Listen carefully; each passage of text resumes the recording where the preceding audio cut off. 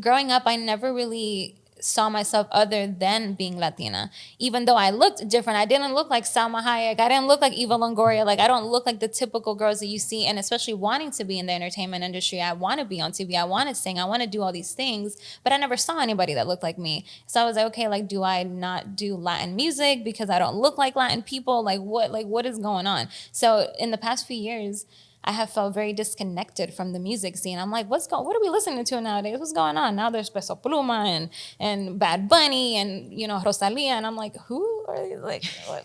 Okay, I guess. Let's get it. And it's so funny because, like, I think Bad Bunny is, like, he's been, like, our generation's, like, Daddy Yankee, if you will, because I remember, like, every Black person knows who Daddy Yankee is. You're going to go to a party, you're going to listen to Gasolina, period. And it's, like, now it's the same thing. It's, like, Bad Bunny is, like, a given, and I'm seeing, like, our worlds, like, start to merge so much more.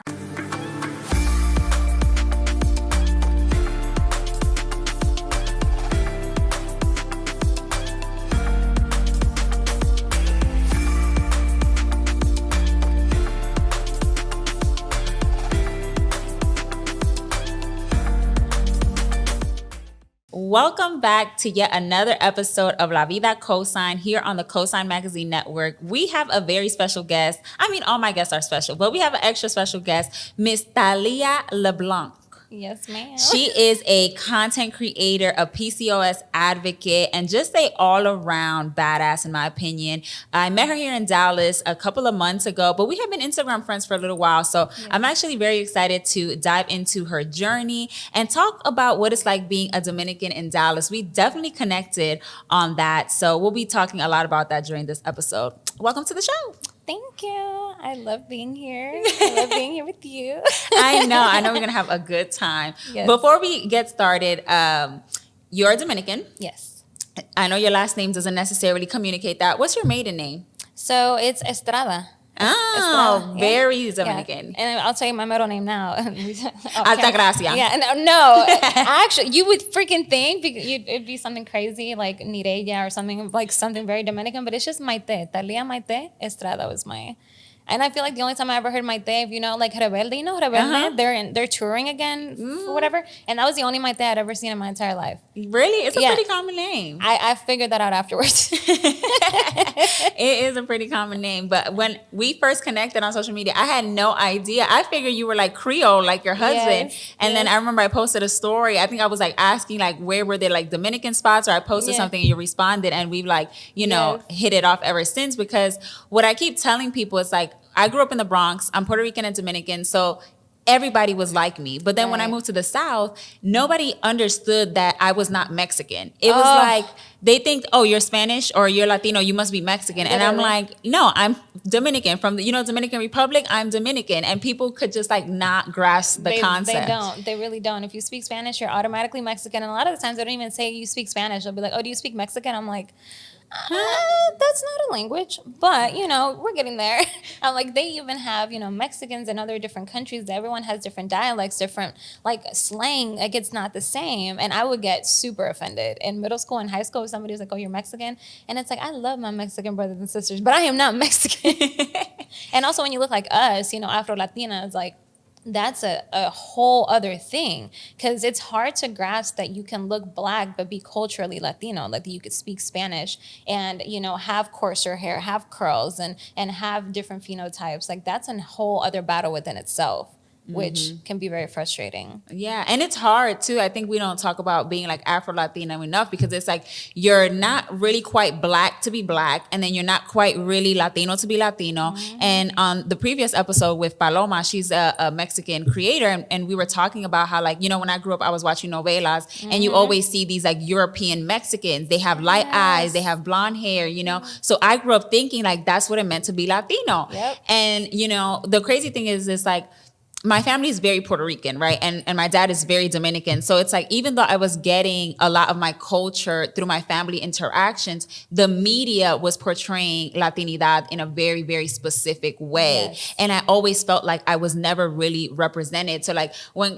growing up, people are like, oh, you didn't watch Martin or what, what? Okay. I'm like, girl, I was watching Caso Cerrado. Like, I don't know what you're talking about. I did not watch Martin or Moesha or none of them people. I don't know who you're talking about. that's a thing too. Like, especially, you know, since I did marry a black man, he light skinned, but he's very blackity black, and his everything is about black power. I mean, he had me in the streets in 2020. We were marching. We was in the trenches, and I really thank him a lot for like. I always accredit him for, you know, giving me my black card. Like, he sits me down. He's like, we're going to watch Life today. We're going to watch a few episodes of Martin today. We're going to watch this. And like, you need to know about this stuff because you're in these circles now. You're in these rooms with like black people, and you're pretty good at acquiescing to like your surroundings, but there's just some things that if you don't know it, and you're not gonna get the joke, like or you're not gonna get the okay, ain't nobody gonna teach me spades. Man, I've asked, nobody wants to teach me. This is the thing about spades. It's like spades is something you have to learn at a very specific time. I did like a little poll on Instagram, and they said high school. It's like by high school you need to learn how to play spades. You need to learn how to talk trash, whatever. Listen, you 30 years old trying to learn how to play spades, give it up. Just give it up. It's embarrassing. You know, I'm the person at the function like, I can't help you. I'm so sorry. Yeah. I don't know any of the movies. Like KG gets on me all the time. Cause he's like, what do you mean you never watched The Wire or, you know, Paid in Full or whatever? I'm like, KG, once again, I was watching Luz Clarita and whatever other Spanish movie was coming out. Absolutely. Yeah. I would always watch novelas and everything else too. It was just such a different thing culturally for us, especially because a lot of the times I was in the Dominican Republic being raised like the majority of my life, and then going some in New York summer and stuff. Yeah. And in New York, again, like we're around our people like culturally, so it's not a like black spaces or anything at all. It was very much Latino, but we weren't being represented either. So yeah, I find it so interesting too, like now that I live in Dallas, like kind of navigating being Latino and trying to figure out like, you know, where do I fit in? Because there's like one Puerto Rican place that I know called Adobo in Irving. There's one Dominican place called literally Dominican restaurant in Richardson. There's Picadera DFW. He, you know, he's on Uber Eats and stuff, but it's so hard to like feel connected to being Latino here because it's like, I don't go places and hear reggaeton. I don't go places and hear salsa, you know, like we're listening to like top 40 type of stuff, you know? Yeah. I've been feeling disconnected from the music scene, like Latin music for the past few years. And I don't know, it's because I was leaning so much more into like my black side of like being Afro-Latina. And because for my whole life, I was very much like Latina, like that was really all, that's also a very interesting thing. And you know, it is, you know, Hispanic Heritage Month and everything this month, so it's very on brand. But growing up, I never really saw myself other than being Latina. Even though I looked different, I didn't look like Salma Hayek, I didn't look like Eva Longoria, like I don't look like the typical girls that you see, and especially wanting to be in the entertainment industry, I want to be on TV, I want to sing, I want to do all these things, but I never saw anybody that looked like me. So I was like, okay, like do I not do Latin music because I don't look like Latin people? Like what is going on? So in the past few years, I have felt very disconnected from the music scene. I'm like, what are we listening to nowadays? What's going on? Now there's Peso Pluma and Bad Bunny and, you know, Rosalia. And I'm like, who are these? Like, what? Okay, I guess. Let's get it. And it's so funny because like, I think Bad Bunny is like, he's been like our generation's like Daddy Yankee, if you will, you know, because I remember like every black person knows who Daddy Yankee is. You're going to go to a party, you're going to listen to Gasolina, period. And it's like, now it's the same thing. It's like Bad Bunny is like a given, you know, and I'm seeing like our worlds like start to merge so much more. But do you ever feel like, you know, it's hard like to feel accepted? Like, do you ever feel like, you know, like I said, you're not really black enough, but you're not Latina enough. Like, do you ever kind of, we don't fit into like what society considers us to be. So do you ever like struggle with that, especially like as a content creator and like being so public facing? Yeah, absolutely. I think I'm actually about to do I'm speaking on a panel about this next month with one of the judges, Judge Kelly. I don't know if you know who that is, but she's very popular. She's doing a lot of great things in the city of Dallas. And she recruited me to be a speaker for this specific topic. And she wanted me specifically because I am Afro-Latina. And it is very difficult to feel like you belong in a certain space, especially content creation and just being online. Like, so I get a lot of people like, hey, can you make more videos in Spanish? Like, can you do more Spanish stuff? And I'm like, yeah, absolutely. But then like, it's hard to be in the middle because I don't know who I'm catering to. And like, if I do too many videos in Spanish, then my, you know, my black side, or like, I guess the Americanized side is going to be like, what the heck, what is going on? And then also I do feel afraid sometimes to be in black spaces because I'm afraid that I'm not going to be accepted because I'm not black enough, or I'm not fully black, or I'm not, which is not true because I'm not like mixed. Both of my parents are very much Dominican, and they're, you know, there's a lot of history into why we look the way that we look. But yes, it's very confusing. There was a lot of time in my life where I was always trying to be somebody who I was not. In middle school, I was definitely trying to be white. I mean, talking about like popped collars, Abercrombie, like the little choker, We all went through that the phase. puka, but I was very much trying to be with the white crowd, and they never accepted me. They were like, "Nah, girl." Then the Hispanic girls, you know, they were just like, here in Dallas, the majority of them were South American or like Mexican, and I didn't really know how to vibe with them culturally because they just came from a different place. And then the black people, they were just like, girl, you Latina, what you talking about? Get out of here. I'm like, what? Like, what am I supposed to do? Like, where do I go? Yeah, and it's so funny that you mentioned like South Americans and stuff like that, because even like as I was growing up, like I didn't really see a lot of other type. You was Puerto Rican, you was Dominican, right? Everybody was Mexican. Cuban, you could have been from El Salvador, you could have been from Guatemala, Honduras. You Mexican, right? You could have been, you know, Chinese, Vietnamese, Japanese. Right. You Chinese, right. you know. We're just talking about this. The people that own the bodega, they Arab automatically. Okay, period. They could have been Pakistani, and you know, from Afghanistan, India. You Arab, you know, we just like pull people together because that's like all we know when we're growing up. And then like as you mature and you become an adult, you're trying to like figure out where I fit in. Right. And it's so hard because like with social media especially, it's like you're always like looking for your audience, you're always looking for your crowd. And when you're of such diverse background, it's hard to like figure out like, you know, where you go. Right. But I think one thing that we can all resonate on is entrepreneurship. So I always say that people of color are the OG entrepreneurs, right? Like my grandma was selling pasteles out the house. We selling coquito for the holidays. My cousin selling pastelito. We always there's always some hustle that we on. My dad was selling what was it called? Those like really popular Diesel jeans and 7 jeans when they was like popping. They used to fall off the truck and he was selling for $50. Okay, fall off the truck. You go to the basements in New York. You go to the basements and you shop in the basement. Girl, you had the one lady. There was that one lady that knew how to put the plastic on the couch. There was the one Dominican lady that was sew everybody's dresses for prom. Like, you know, everybody always like had a hustle. How do you feel like entrepreneurship showed up for you in your life? Oh, yeah, same. I think very, very similar. I did have lots of aunts that would do like pastelitos, and they would do like every single holiday or birthdays. I could always count on them, like always preparing something. My mom, like when we were moving, you know, when you're an immigrant, you know, I'm first generation American. So like both of my parents are Dominican and they had to get their visas and stuff. And while we were in the process of all that, my mom had to do a whole bunch of random jobs, including one of them working at a chocolate factory. I mean, she would bring me like pockets full of random chocolates, like the chocolate bunnies. I mean, everyone had a hustle. Everyone was trying to do something. But while she was doing that, she had a whole daycare in her apartment. And after school, she would pick up a whole bunch of random kids and she just ran a daycare. Like it was very much entrepreneurial mindset. And my dad, when we moved here to Dallas finally, he opened up his own practice. He was a pediatrician and he had his own clinics, and he always joked he wanted to be the McDonald's of like pediatricians. He wanted to have an office in every city. So he was very, very much, I think he's definitely where I get my entrepreneur spirit from, because I'm a hustler. Like I'm gonna be doing 25,000 things, even if it's like not in my bandwidth, but I'm gonna do it. And it can be kind of bad sometimes. I got to put boundaries on myself. Doing too much. I try to do it all, but sometimes you feel like you have to because you're trying to stay afloat and you're trying to like again find your audience and find the thing that works. And like sometimes you have to pivot after you've put in a lot of like time and effort and money into one thing and it's not working, it's not panning out. So then you pivot and you do something else, and then you're like on this rat wheel all the time. Yeah. What do you think your dad would say to you now if he saw you like, you know, who you are today? I think he would be proud. I think that he would definitely be. I think I would be exactly who he thought I would be.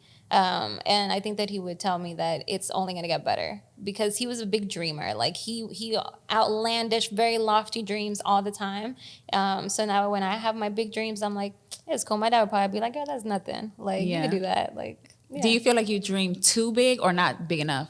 I don't think I dream big enough. I think that another thing of being a person of color and just in minority spaces, I think a lot of the times we cap ourselves and we think that some things are just not meant for us, that some spaces aren't meant for us, or that we are not going to have the support. Or sometimes, like I believe from hearing a few conversations earlier, where you do grow up in spaces where you're not being celebrated and you're not being told that you can't be anything, that you can, see little kids that like get told all the time, they get poured into, and they're like, you're amazing, like you're smart, you're beautiful, you could do it all, and they grow up to be, and a lot of the times they be the palm colors.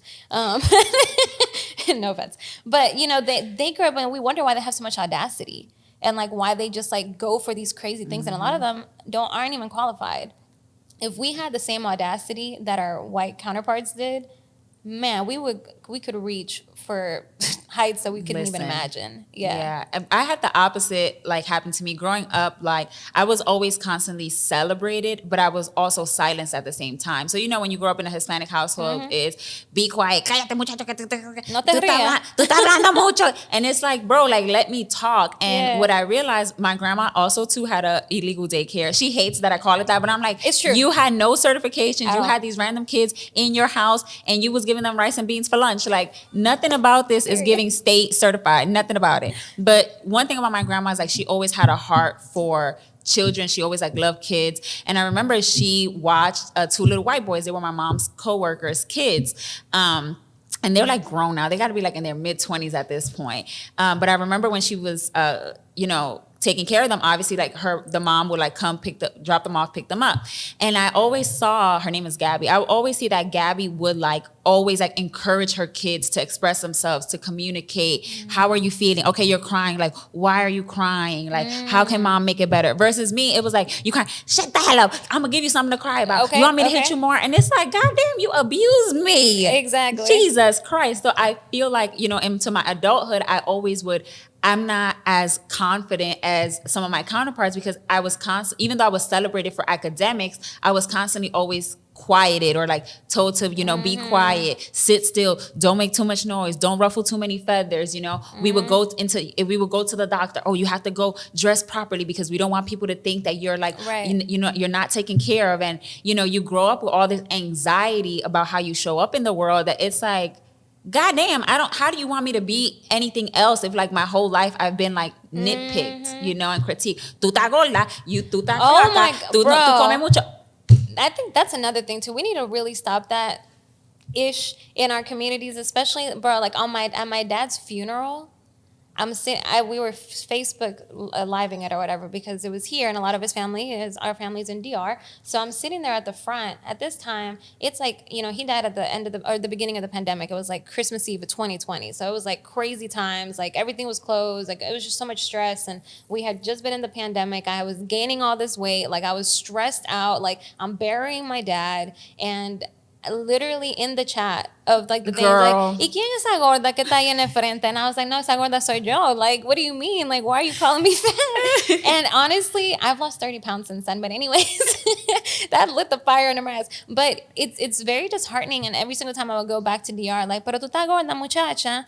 Pero tú estabas, it's like, relax. Like, why what is this pressure? Like, you look like a tank, first of all. Why are you talking to me about what I look like? It's the audacity. Like literally the way that I told my mom that I was pregnant, I'm never going to forget. I went home for 4th of July and, my belly started bellying, but it wasn't big. Like I think I was maybe like 3 months. Yeah. But, I had gained like a little bit of weight or whatever. So like my jeans were unbuttoned and I had like on like a bigger than normal shirt.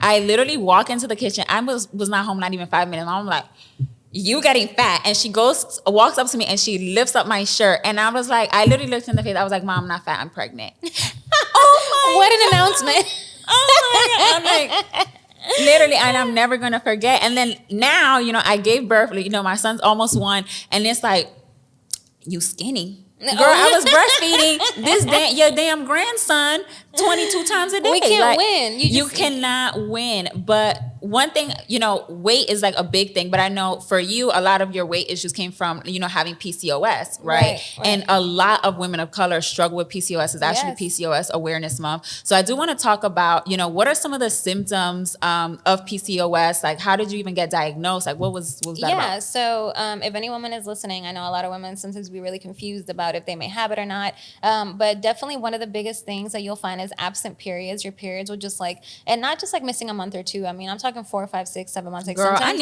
I need that. Maybe I should get PCOS. you know, okay? for a while, I was actually like pretty geeked that I never got my period, and now that I'm Listen, like more it's ghetto. regulated and I get my period every month, I was like, this is really the trenches. I'm like, why do I gotta be stocked with tampons and pads all the time? I gotta make sure I got, like, it's like you're stressed. You can't wear certain outfits. You don't know feel what's like going shit. on. You tired. Girl, like the emotions a week before, like I wasn't used to any of that. So, but anyway, so I noticed that I was getting like severe lack of periods. You get higher androgens, which is testosterone and like male hormones. So you'll notice like facial hair. You'll notice difficulty losing weight, and you gain weight really, really fast. You have high insulin sensitivity, meaning that you're always feeling really hungry. You're feeling these insatiable cravings. You feel fatigued. You're up all night and you're tired all day. There's so much stuff. It's a metabolic and hormonal issue. So it's two things in one. And it's one of the worst things that women can go through, because we already as women deal with a lot with our hormones during pregnancy, during just regular life. And then you have this thing on top of that that makes it so much more worse. But I knew I had basically had it my whole life. But I didn't get diagnosed. So I was 29 years old back in 2020. After advocating for myself my whole life, but a lot of doctors aren't as knowledgeable about it. So millions of women, 1 in 5 women in the world have it, and millions of women in the world have it, and a lot of them go undiagnosed and they just don't know because doctors don't seem to care.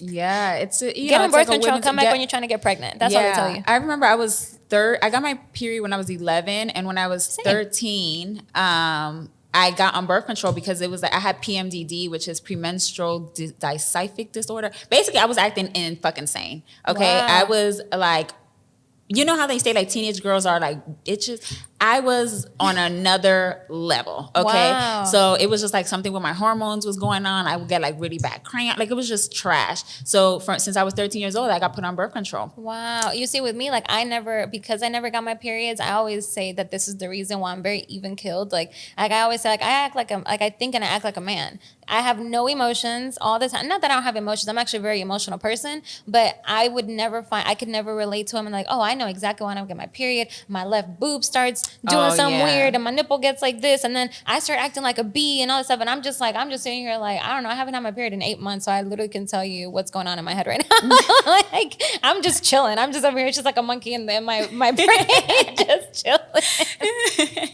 Oh my gosh, that's hilarious. I always wonder about like, you know, what having PCOS is like and stuff like that, because, you know, like your hormone imbalances and stuff like that have so much to do with like what you eat and your environment and stuff like that. And now, you know, looking back at like my family, I always laugh because, you know, like it's like almost every Hispanic woman, like we either got a mustache, we got the chin hairs, we got the neck hairs. And a lot of times I'm like, it's a hormonal imbalance. Like I don't think that Hispanic women are just naturally hairier than the rest of the world. I just feel like we just eat poorly. You know, we eat a lot of like junk food and stuff like that. Women of color too. Let me tell you something about that. I'm really glad that you said that. So basically, the reason why there are so many women of color, Hispanic, Black, Middle Eastern, you name it, Indian, Southeast Asian, they are the reason why a lot of us have these issues.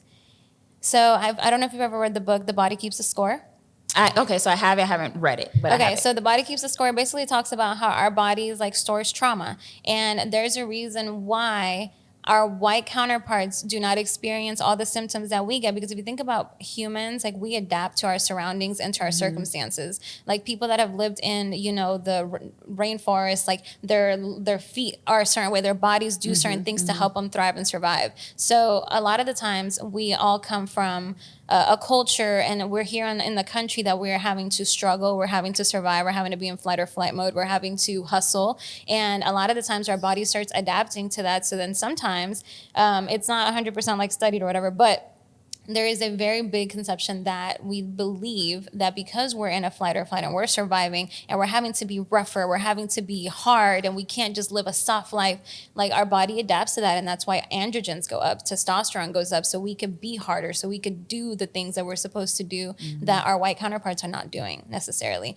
And that there's a huge community of people that believe that that's why women get these hormonal imbalances, and it focuses on minority groups, because minority groups are the ones that struggle more than half the time worldwide. Like it don't matter where you are. Yeah, that's such a good point, because I always like laugh at the notion of the soft life, because it's like, if only my grandmother could hear me now, like she passed away 2 years ago. And it's so funny because I remember first of all, I just found out that her name was Milagros Altagracia Enriquez when she passed away, and they had to like make the little, the little cards, because the whole time they either call her Negrita because she was black as hell, or they call her La Doña. Yeah. And La Doña, I used to call her La Doña, so I never call her Abuela. La Doña always was barefoot.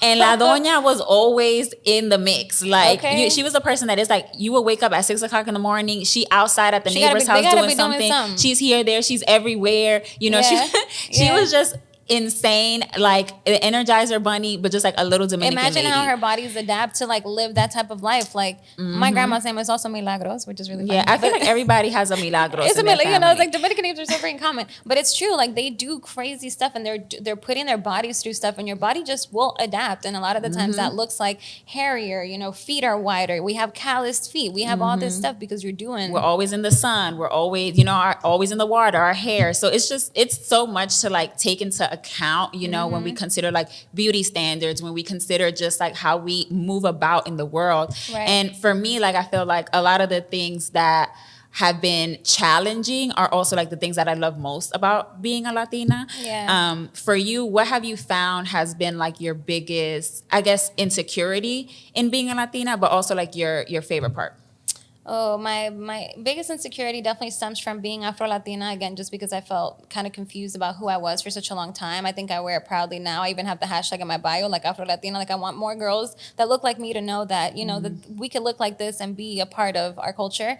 But I think that my identity, finding my identity throughout my life, and now that I'm in my 30s, I'm like, okay, like I know who I am. Like I know what I'm here to do. And like I'm here to leave my stamp, and I want more girls that look like me, to have someone, because we didn't have people that looked like us in the media at all, really.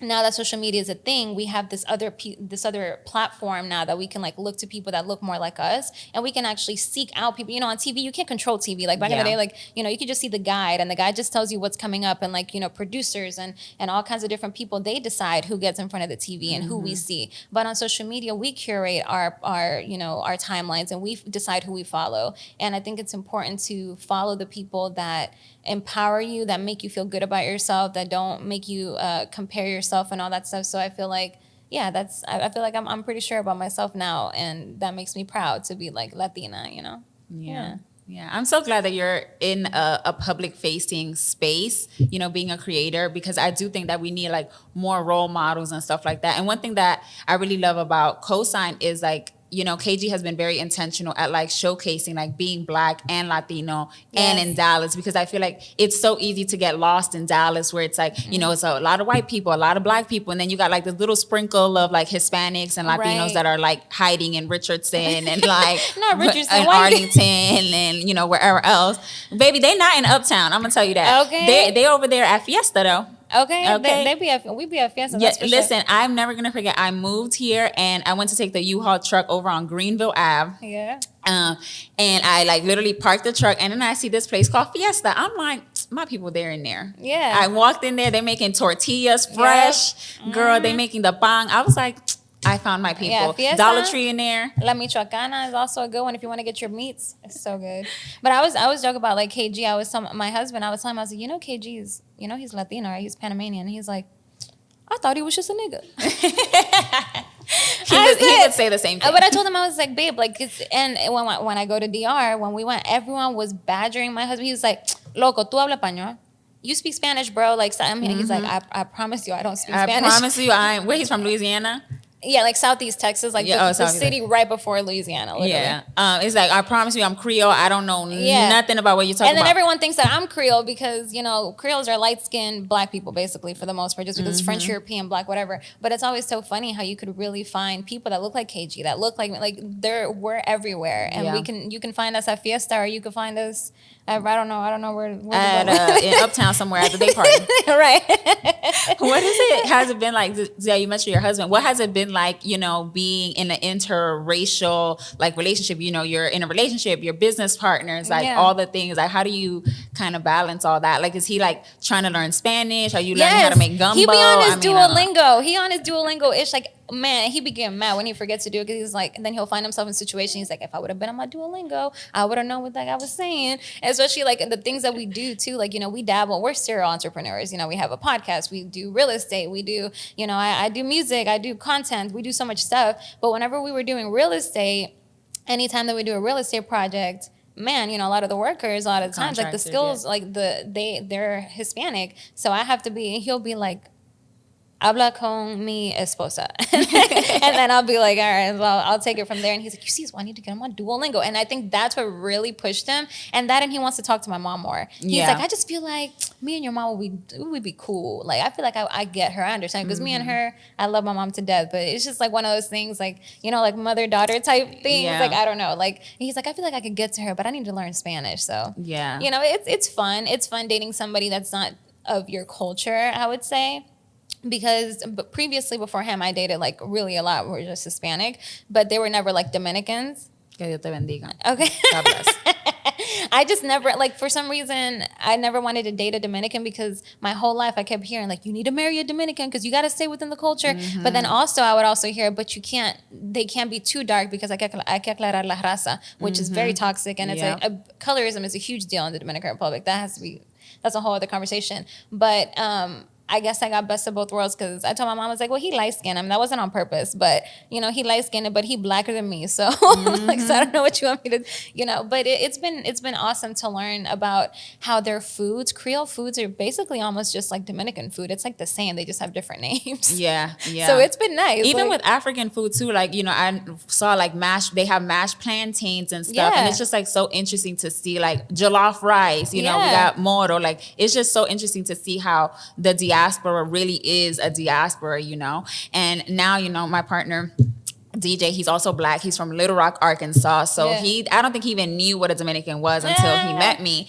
you know. And now he's like going to, every time we go up to New York, he's trying to go to Caridad and Valle because he got to get rice and he got to get beans and he got to get chicken. And, you know, him and my mom are like the best of friends. And it's just so interesting to see him like, you know, soak it up. Like his eyes just like light up because he's just like, oh my gosh, like you just have so much culture. Yeah. And I'm like, oftentimes like we take all that culture for granted because we just are in it, you know, every single day. All the time. Yeah. You know? Yeah, absolutely. Yeah.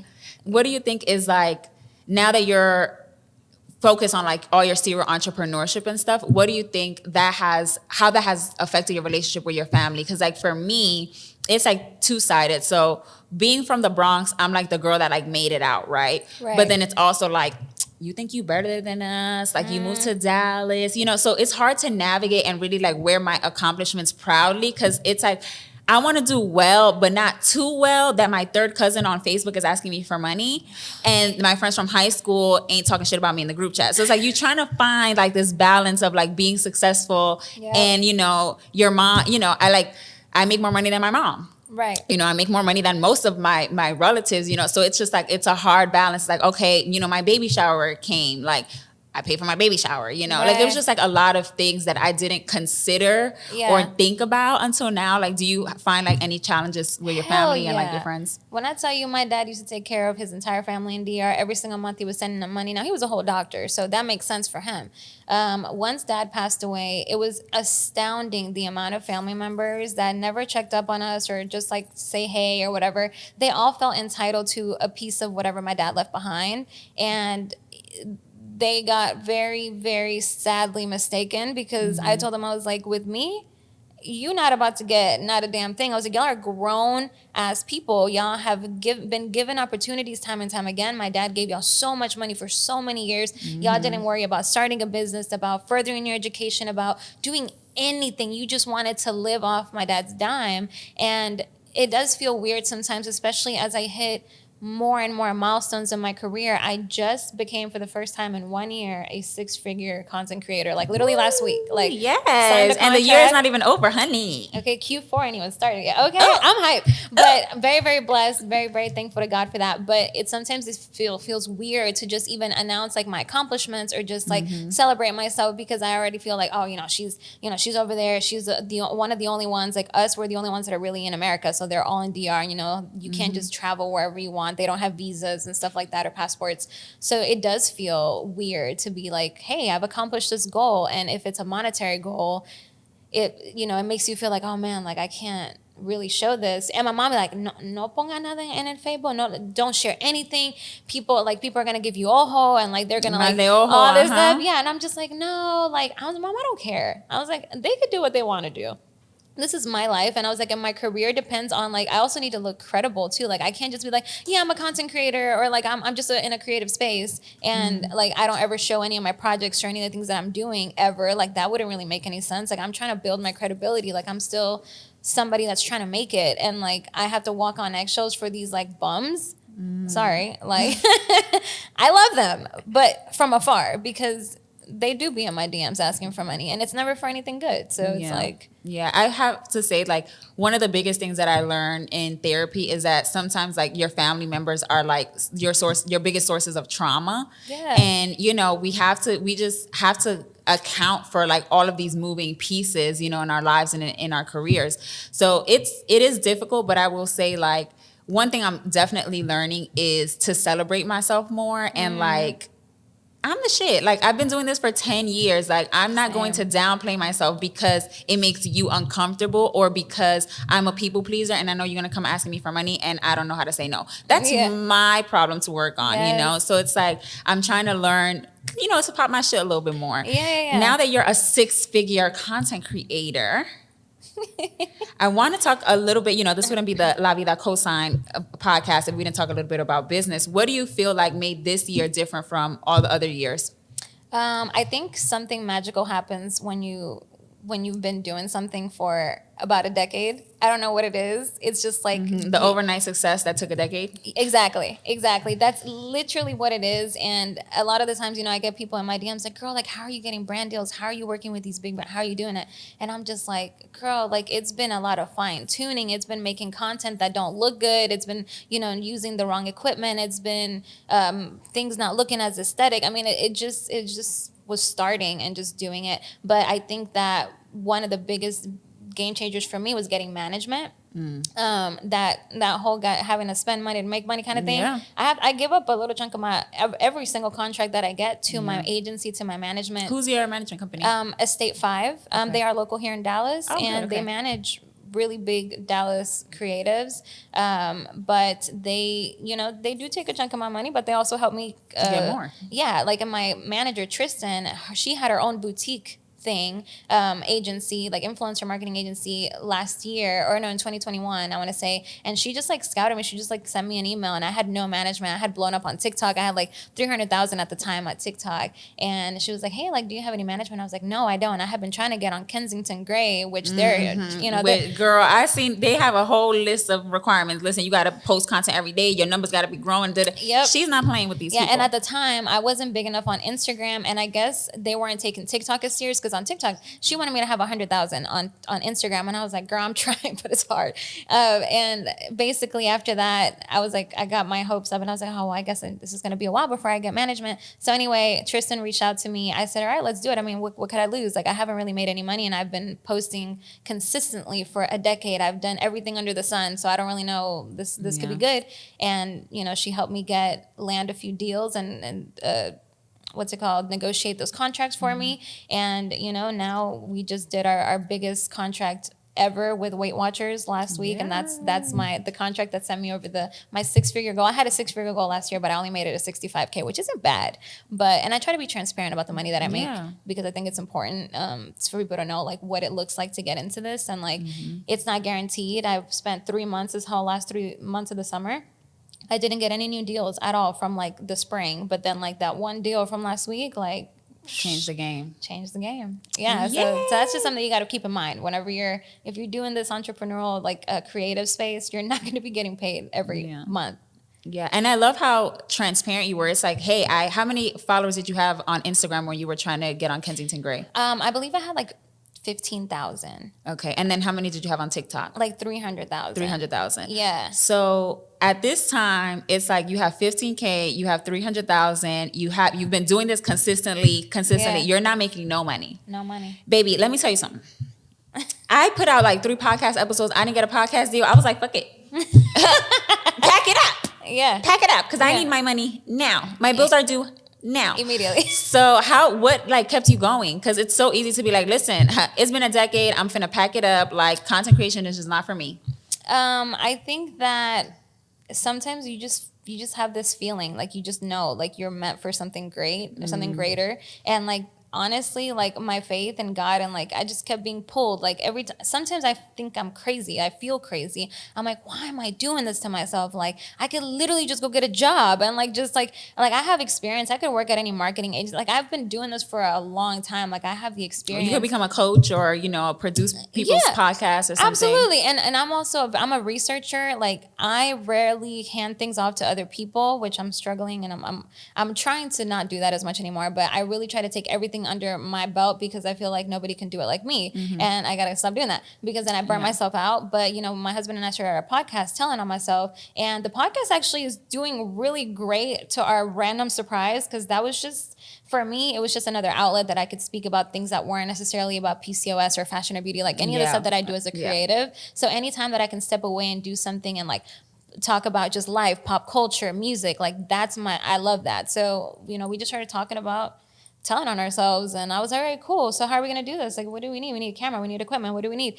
I edit all the episodes, like all the equipment. It's a lot, and you think that you think that it's going to be a smooth, like, oh, my husband's like, just put her on the phone. We'll get a little clip-on mics. I was like, we did that one episode, and I was like, this is trash. Like, no, like, and I'm a perfectionist too. So I'm like, no, this has to look right. Because if we want to get picked up by Spotify or Barstool or whatever, like, you got to look. We got to get it together. We're about to do season 2, and we're going to revamp our studio. We're going to get, try to go to different places to meet other people and have creatives come to us and like introduce guests to our show, because we never had guests before. Yeah. So, girl, it's a lot. But I just always say, give yourself a good year. Like, just doing whatever the one thing is, and, see what happens, and cultivate a community around it. Yeah. What did you say? So I'm telling myself real quick. Yeah. So I used to talk a lot of shit about influencers, right? Yeah, because it's very easy to be an influencer when you're a stay-at-home mom. Yeah.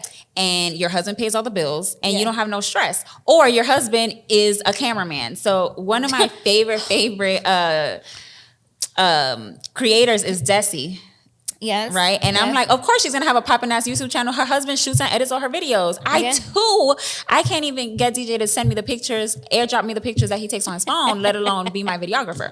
So, I used to talk a lot of shit, and that was just my own, like, I guess, like, insecurities or, whatever coming out. But I always used to say, it's easy to be an influencer when your man is paying all your bills or whatever. Yeah. And now that I have a partner, I'm like, I could literally not do anything without him. Like, he has a baby right now, whatever. How do you feel like your partner has helped you continue on your entrepreneurial journey?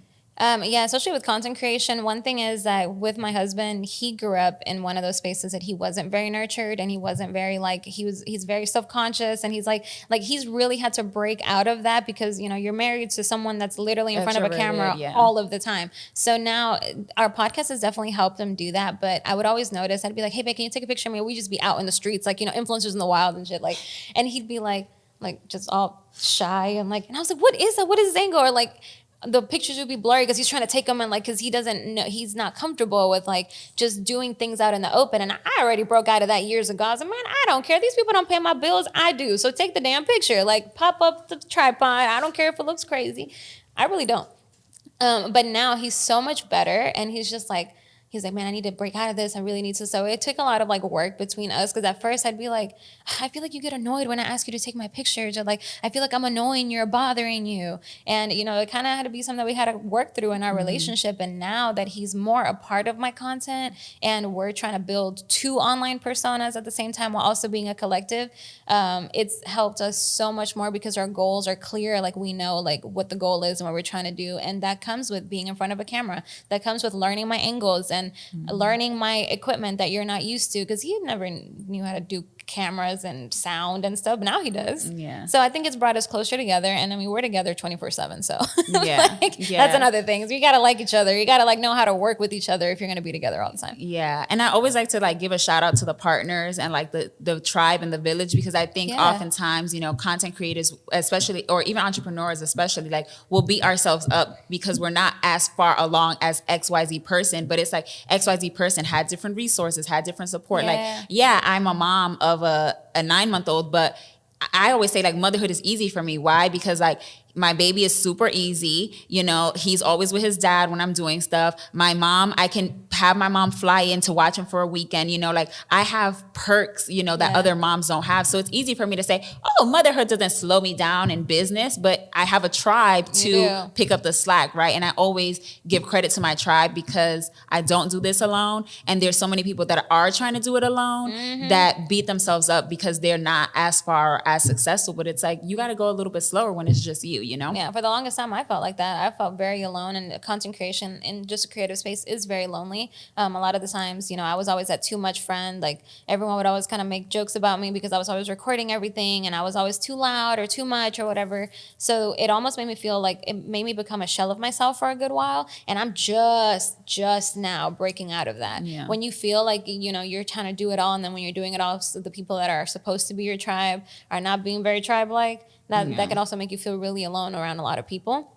So finding the right people to like support you and like help you grow and like that see your vision, because not everyone's going to see it. Yeah. Sometimes I always like to say, I'm like, is it a tribe or is it a tribulation? Because 9 times out of 10, the tribe, it's like they only want to talk about business. They stressing you out. They, you know, it's like sometimes you're in the wrong tribe because you're trying to be like in this very specific clique of people. Like when I became an entrepreneur, I thought I had to be part of the Atlanta entrepreneurial crew. Yeah. And then it's like, when I moved out of Atlanta, I don't even talk to half of those people anymore because we weren't actually really friends. Like those people will probably never meet my son. They'll probably never babysit. They'll probably never, you know, spend a holiday with me. And I started to take into consideration, like, what is a real tribe, right? Like, who are the people who are really going to be my village in this season of life, who can, you know, carry me through depression, through motherhood, through whatever, and I can do the same for them.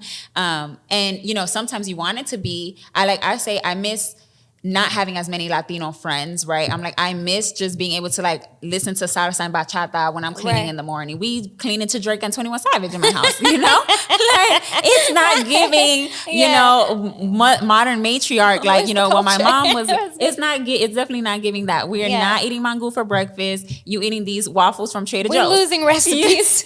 Listen, the traditions are going down the drain. But it's very important to, you know, to be surrounded by the right people to make this journey go. But before I let you go, we have this thing called Tu Vida, for La Vida COSIGN, to just a quick lightning round to kind of get to know you. Okay. And some of the things, you know, that you love. So just throw out whatever the first thing that comes to mind. So I'm stressed. First things first is comida, your favorite place to eat in Dallas. Oh, favorite place to eat. Oh my gosh. It's what is the name of the place? Open Sesame. Okay. Yeah, it's a Lebanese spot. It's really good. Okay, where's that? It's like so random. What part of town is it? It's like off of Turtle Creek. Oh, okay. So it's not too far. Yeah, it's not too far, but they got some bomb food. Okay, Open Sesame. We're gonna write that down. Yes. Current favorite song. Ooh. Damn, these are good. Current favorite song, I would probably, it has to be a Billie song because I'm such a Billie Eilish fan. I know La Vida COSIGN, like, where the Latinas? I'm like, girl, if you don't say Bad Bunny right now, no. I would say Peso Pluma. I couldn't tell you what song. But no, but you know what? Actually, Shakira. Shakira is, but I love old school Shakira. Pies Descalzos. Okay. Like OG. I'm into Shakira cursing her ex-husband out. I'm into her era right La now. Jefa or whatever song that was. I don't even know. Yeah, she went in on that. But yeah, Shakira, I was just listening to it on the way here because I love me some OG Shakira. Like, she's that girl. Okay. Favorite show growing up? Sailor Moon.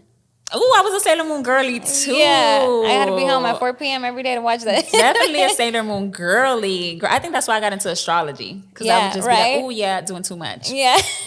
Favorite dance? Favorite type of dance? Merengue, bachata? Definitely bachata. Okay. Yeah, I'm a bachata girl. Oh. Do my little 3-step. Do my little 3-step.